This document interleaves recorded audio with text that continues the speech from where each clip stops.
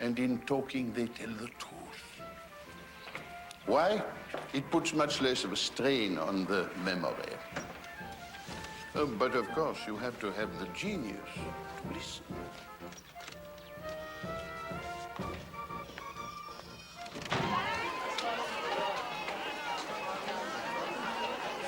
Thank you very much. Thank you. Ah, Dr. King.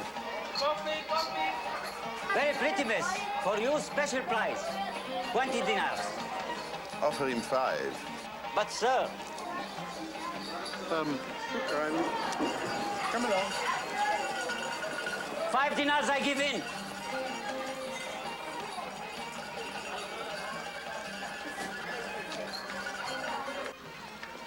You still think someone killed her with an injection? Someone. You had as good a motive as anyone. Me? Well, you called Mrs. Boynton an ogre, did you not, back at the hotel? I criticized her behavior. And how did she respond to that? Well, all she said was... I never forget anything. Not an action, not a name, not a face. Then you fell in love with Raymond Boynton. Of course, his stepmother could never allow such a marriage. In any case, he could never leave her of his own accord. Oh, that's rubbish. He'd already made up his mind to do exactly that. You had discussed it with him? Yes? Earlier yesterday afternoon. Yes, as a matter of fact. Ah. Dr. King, could you tell me exactly what happened yesterday after lunch, when I was no longer there? Well, as you know, we were all going off for a walk. Yes? It must have been about 3:15 when we left the camp. Nadine was flirting dreadfully with Mr. Cope. Lennox was sulking, and then suddenly he said... I'm going down. And what time was it? About 3:45. And then? I stayed and talked to Raymond. He said he was going back. He said he had to prove something. There's something I have to say and do to... It was 5 o'clock, I'd say. Perhaps he decided to murder his stepmother. Raymond's incapable of such a thing. Excuse me, I heard him plot exactly such a thing.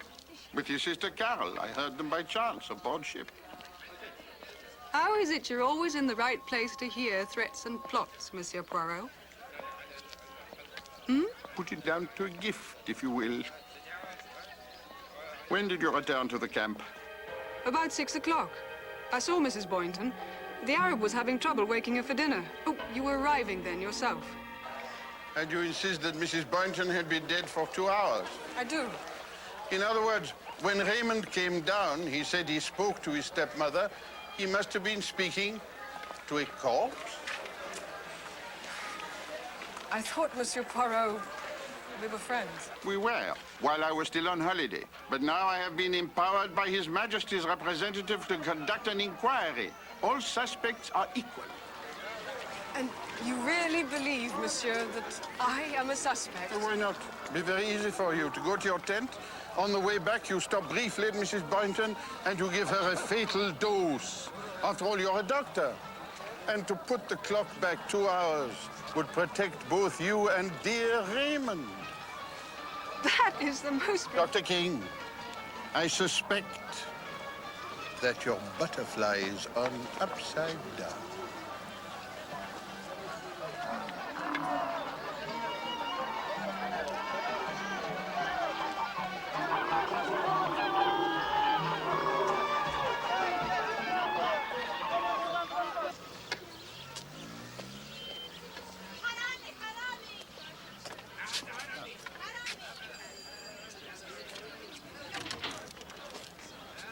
Oh, Hercule Poirot. Oh, thank you. It was quite extraordinary, really. And her? May I present Monsieur Poirot, Lord Peel? A distinct honor. I extended my morning break when I heard you were coming, Monsieur Poirot. Lord Peel heads a royal commission. On his judgment alone rests the fate of Palestine. A task for Solomon. The Arabs wouldn't think so. Excuse me, Monsieur Poirot, Lady Westholme, Miss Quinton. Delegations await me. I hope they're not getting too...